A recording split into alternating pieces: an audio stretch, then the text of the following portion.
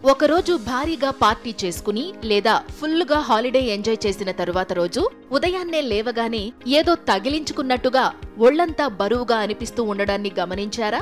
అందరికీ ఇలా అనిపించడం సహజమే. అలాంటి పరిస్థితుల్లో మనం మన ఆరోగ్యాన్ని పునరుద్ధరించుకోవడం మాత్రమే కాదు, తిరిగి మన శక్తిని మనం పొందుకోవాలంటే ఏమి చెయ్యాలన్న విషయాలను ఈ వీడియోలో తెలుసుకుందాం. ఇష్టానుసారమైన ఆహారం తీసుకున్న తరువాత మన శరీరంలో చేరిన విషతుల్యమైన పదార్థాల నుండి డీటాక్సిఫై చేయడానికి ఉన్న కొన్ని మార్గాల గురించి ఈ వీడియోలో తెలుసుకుందాం.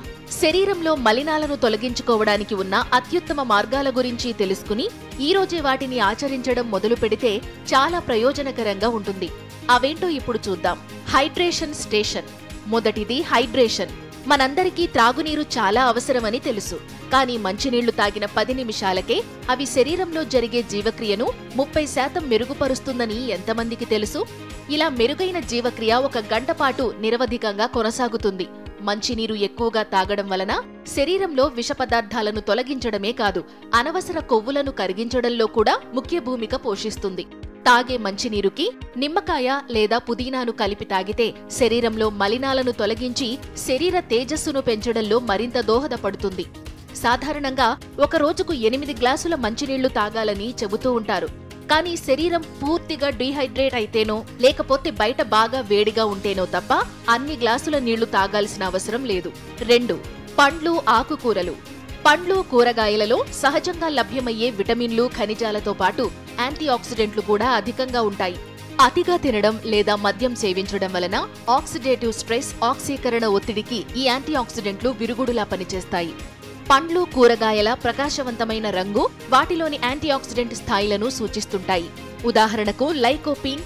టమోటాలు, పుచ్చకాయలలో యాంటీ ఆక్సిడెంట్లు పుష్కలంగా ఉంటాయి.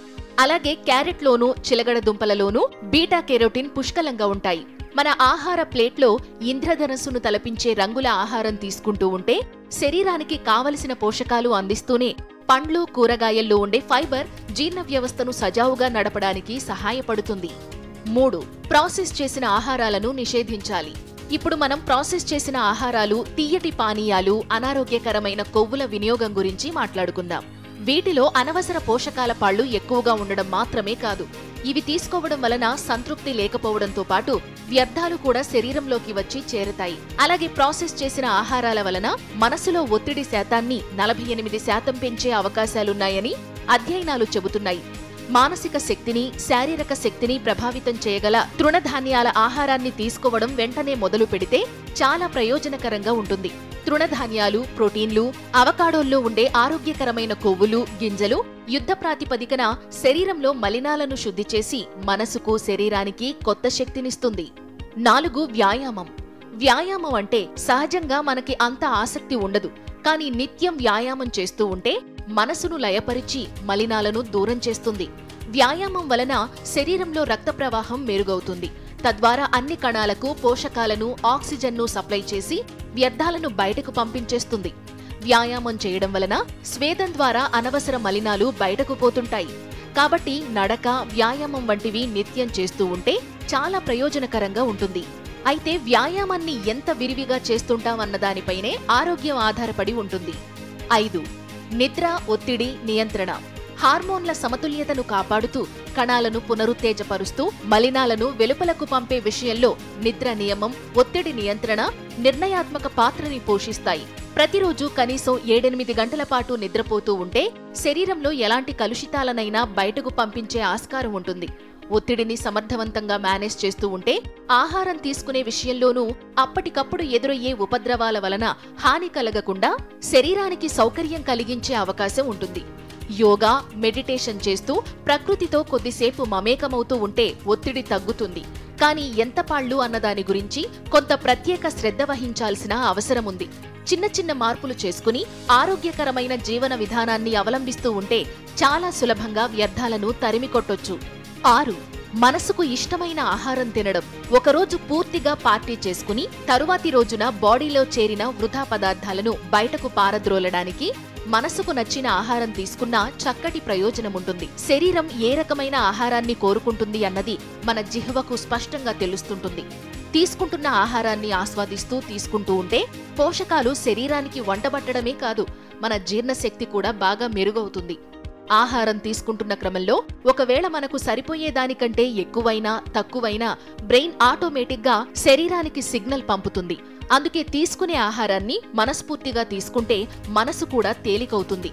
తినేటప్పుడు టీవీలకు, స్మార్ట్ ఫోన్లకు దూరంగా ఉంటూ ఆహారంపైనే దృష్టిని కేంద్రీకరించాల్సిన అవసరం ఉంది. అప్పుడే తీసుకున్న ఆహారం ద్వారా శరీరానికి పోషకాలు అందడం జరుగుతుంది. 7. గట్ ఆరోగ్యాన్ని కాపాడుకోవాలి. సహజంగా మన శరీరంలో డీటాక్స్ మ్యాజిక్ జరిగే ప్రదేశం గట్. బాడీలో పేరుకుపోయిన టాక్సిన్స్ ను తొలగించి గట్ ఆరోగ్యాన్ని మెరుగుపరుచుకోవడం చాలా ముఖ్యం. మనం పులియబెట్టిన ఆహారాన్ని తీసుకోవడం వలన వాటిలోని ప్రోబయోటిక్స్ గట్లో జీర్ణ వ్యవస్థను మెరుగుపరిచే బ్యాక్టీరియాతో తిరిగి నింపుతుంటాయి. ఈ ఆహారాల వలన జీర్ణ వ్యవస్థ మెరుగవడంతో పాటు వ్యాధి నిరోధక శక్తి కూడా పెంచుతాయి. వెల్లుల్లి, ఉల్లిపాయలు, అరటి వంటి ప్రీబయాటిక్ ఆహారాలు ఈ మంచి బ్యాక్టీరియాను తింటాయి. ఒక్క విషయాన్ని గుర్తుంచుకోవాలి, సంతోషకరమైన గట్ ఎప్పుడూ ఆరోగ్యంగా ఉంచుతుంది. 8. నలుగురితో నారాయణ. మనతో ఎక్కువగా ఆరోగ్య సూచనలు, సలహాలు షేర్ చేసుకునే మిత్రులతోనూ, కుటుంబ సభ్యులతోనే ఎక్కువగా సమయం గడుపుతూ ఉంటే ఇటువంటి పరిస్థితుల నుండి తొందరగా బయటపడవచ్చు. ధ్యాన కేంద్రాలకు, యోగా అభ్యాసానికి కలిసి వెళ్లగలిగే చనువు ఉన్నవారితోనే కలిసి ఉంటే ఇటువంటి సమస్యకు తగిన పరిష్కారం లభిస్తుంది. నలుగురితో కలిసి ఉంటే మానసిక ఆరోగ్యం బాగా మెరుగవుతుంది. ఆలోచనలు, మాటలు మార్చుకునే క్రమంలో మానసిక ఆరోగ్యం చాలా మెరుగవుతుంది. మానసికంగా ఆరోగ్యంగా ఉంటే చాలు, శారీరక ఆరోగ్యం దానంతటదే మెరుగవుతుంది. కాబట్టి చూశారు కదా ఫ్రెండ్స్, ఎప్పుడైనా పార్టీకి లేదా హాలిడేకి వెళ్ళినప్పుడు మన శరీరానికి ఏ విధమైన మార్గనిర్దేశకాలు చేయాలి, ఎలాంటి జాగ్రత్తలు పాటించాలి అన్నది. ఈ జాగ్రత్తలు పాటిస్తూ ఉంటే ఈ సమస్య నుండి వీలైనంత తొందరగా బయటపడవచ్చు. ఈ వీడియో గనుక మీకు నచ్చినట్లయితే లైక్, కామెంట్, షేర్ చేయండి.